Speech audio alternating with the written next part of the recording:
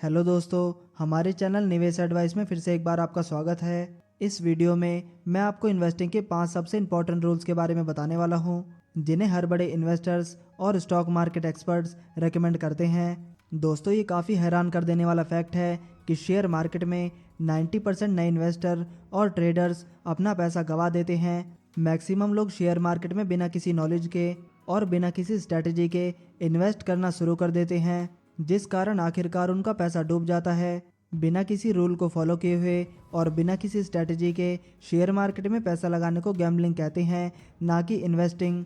अगर आप share market में एक सक्सेसफुल इन्वेस्टर बनना चाहते हैं तो आपको सबसे पहले एक स्ट्रैटेजी की ज़रूरत है, जिसमें आपको कुछ सर्टेन रूल्स को फॉलो करना है। ऐसा करने से आप शेयर मार्केट में शुरू से ही प्रॉफिट बना सकेंगे और लॉन्ग टर्म में इसकी मदद से अमीर भी बन सकेंगे।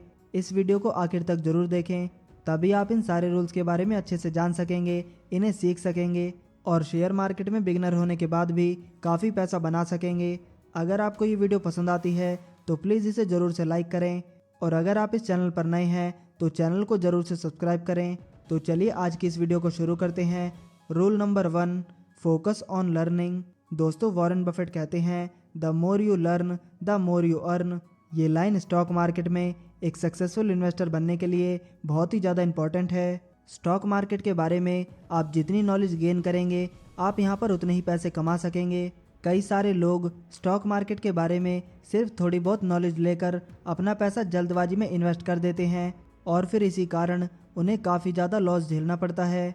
अगर आप चाहते हैं कि आप स्टॉक मार्केट से मल्टीबैगर प्रॉफिट बना सकें तो सबसे पहले आपको स्टॉक मार्केट के बारे में काफ़ी कुछ सीखना होगा और काफ़ी कुछ समझना होगा। इसके लिए बुक्स पढ़ना सबसे बेहतरीन तरीका है, जैसे कि द इंटेलिजेंट इन्वेस्टर और little book of common sense investing. ये किताबें आपको सक्सेसफुल इन्वेस्टर बनने में काफ़ी ज़्यादा मदद करेंगी। ये किताबें आपको स्टॉक मार्केट को समझने में, अच्छे स्टॉक्स को ढूंढने में और फंडामेंटल एनालिसिस करने में काफ़ी ज़्यादा मदद करेंगी।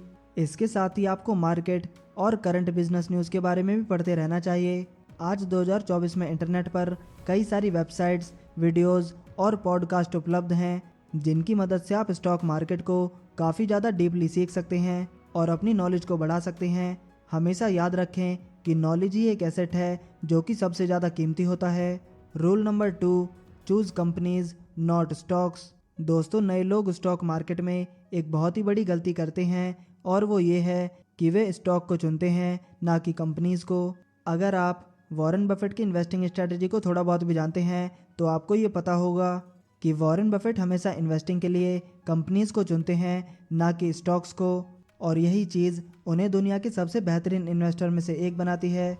शेयर मार्केट में हज़ारों कंपनीज होने के बावजूद वॉरेन बफेट की 50% से ज़्यादा इन्वेस्टमेंट सिर्फ 5 कंपनीज में ही है। उन्हें कई सारे फंडामेंटली स्ट्रॉन्ग स्टॉक्स के बारे में पता होता है, लेकिन इसके बावजूद वो इन स्टॉक्स में इन्वेस्ट नहीं करते हैं क्योंकि उन्हें उनका बिजनेस या कंपनीज पसंद नहीं आती है। इसीलिए अगर आपको कहीं से ये पता चलता है कि ये स्टॉक्स अच्छा परफॉर्म कर रहा है या फिर आपको कोई टिप दे रहा है कि स्टॉक मार्केट में पैसे इन्वेस्ट करने से आप भी अमीर बन सकते हैं और आप ब्लाइंडली इस टिप को फॉलो करते हैं, तो ज़्यादा चांसेस इस बात के हैं कि आप लॉन्ग टर्म में प्रॉफिट नहीं बना सकेंगे और हो सकता है कि आपको लॉस भी फेस करना पड़े।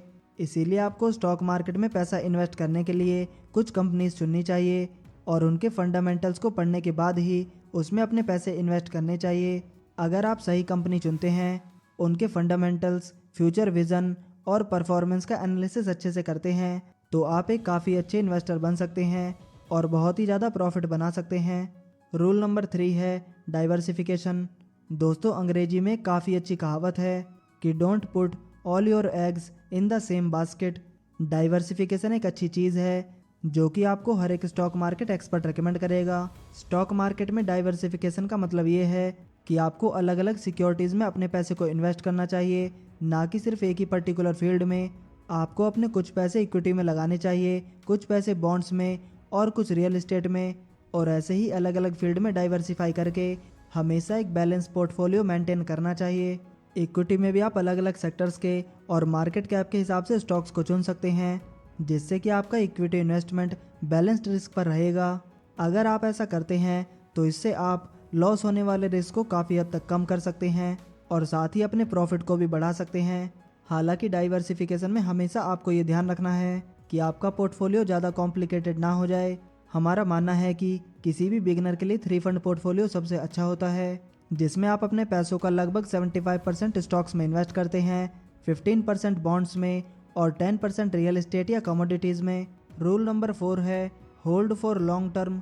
दोस्तों, जब भी आप इन्वेस्टिंग करते हैं तो आपको हमेशा लॉन्ग टर्म पर फोकस करना है और शॉर्ट टर्म के रिजल्ट पर बिल्कुल भी ध्यान नहीं देना। कोविड लॉकडाउन के टाइम पर कई सारे फंडामेंटली स्ट्रॉन्ग स्टॉक्स बुरी तरह से नीचे गिरे थे, लेकिन जब मार्केट ने रिकवर किया तो इन्हीं स्टॉक्स ने 50% से भी ज़्यादा का रिटर्न दिया। एग्जाम्पल के लिए आप HCL टेक्नोलॉजीज़ के इस शेयर प्राइस चार्ट को देख सकते हैं। लॉन्ग टर्म के दौरान मार्केट क्रैश में HCL के शेयर प्राइस 34% से डाउन चले गए, लेकिन जब मार्केट रिकवर हुआ तो इसी स्टॉक्स ने 213% तक का रिटर्न दिया। अगर मार्केट कंडीशन की वजह से HCL के इन्वेस्टर्स इन स्टॉक्स की होल्डिंग्स को बेच देते तो इन्हें इतना ज़्यादा रिटर्न कभी भी नहीं मिल पाता। साथ ही लॉन्ग टर्म इन्वेस्टिंग में आपको कंपाउंडिंग बेनिफिट्स भी मिलते हैं।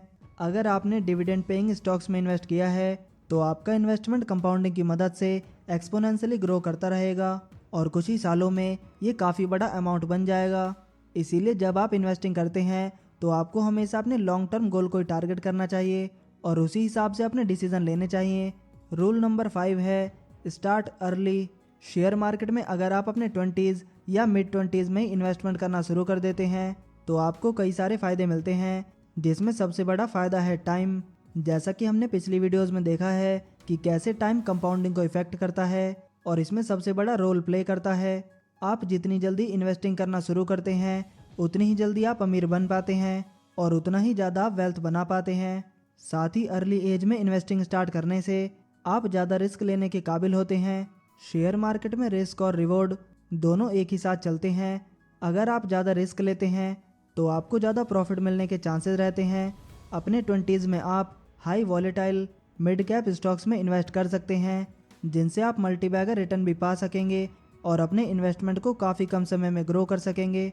आमतौर पर जब लोगों की उम्र बढ़ने लगती है तो वो रिस्क लेना कम कर देते हैं और पैसों को लेकर सेफ और सिक्योर रहना पसंद करते हैं, क्योंकि उन पर बहुत सी जिम्मेदारियां होती हैं। इसी कारण वे लोग स्टॉक्स में इन्वेस्ट ना करके फिक्स डिपॉजिट या डेट म्यूचुअल फंड में इन्वेस्ट करते हैं, जिनमें रिटर्न्स काफ़ी कम होता है। इसके अलावा 20s में आपके एक्सपेंसेस भी काफ़ी कम होते हैं और इसी कारण आप ज़्यादा पैसा स्टॉक मार्केट में इन्वेस्ट कर सकते हैं और फिर और ज़्यादा प्रॉफिट बना सकते हैं। इसीलिए दोस्तों, आपको हमेशा कोशिश करनी चाहिए कि आप अपने 20s में ही इन्वेस्टिंग स्टार्ट करें। और दोस्तों, अगर आप भी अपनी इन्वेस्टिंग जर्नी स्टार्ट करना चाहते हैं तो उसके लिए यहाँ पर आपको एक डीमैट अकाउंट की ज़रूरत पड़ेगी, जिसकी लिंक मैंने आपको डिस्क्रिप्शन बॉक्स में दी है। आप वहाँ से अपना फ्री में डीमैट अकाउंट ओपन करवा सकते हो और अपनी इन्वेस्टिंग जर्नी को स्टार्ट कर सकते हो। और दोस्तों, जैसा कि आपको पता ही होगा कि सबसे बेस्ट इन्वेस्टमेंट होती है सेल्फ इन्वेस्टमेंट। और आप में से काफ़ी सारे लोग हमसे कमेंट करके भी पूछते रहते हैं कि आप ये व्हाइट बोर्ड एनिमेशन वाली वीडियो को कैसे क्रिएट करते हो। तो अगर आप ये सीखने में इंटरेस्टेड हैं कि व्हाइट बोर्ड एनिमेशन को कैसे क्रिएट किया जाता है तो डिस्क्रिप्शन और फर्स्ट कमेंट को जरूर चेक करें। हमने इस पर एक कोर्स अभी लॉन्च किया है। और दोस्तों, आज के इस वीडियो में इतना ही। उम्मीद है कि आपको ये वीडियो पसंद आया होगा। अगर वीडियो पसंद आया हो तो वीडियो को लाइक करें और ऐसे ही वैल्यूएबल वीडियोस को देखने के लिए हमारे चैनल को सब्सक्राइब करना ना भूलें। आपका कीमती समय देने के लिए धन्यवाद।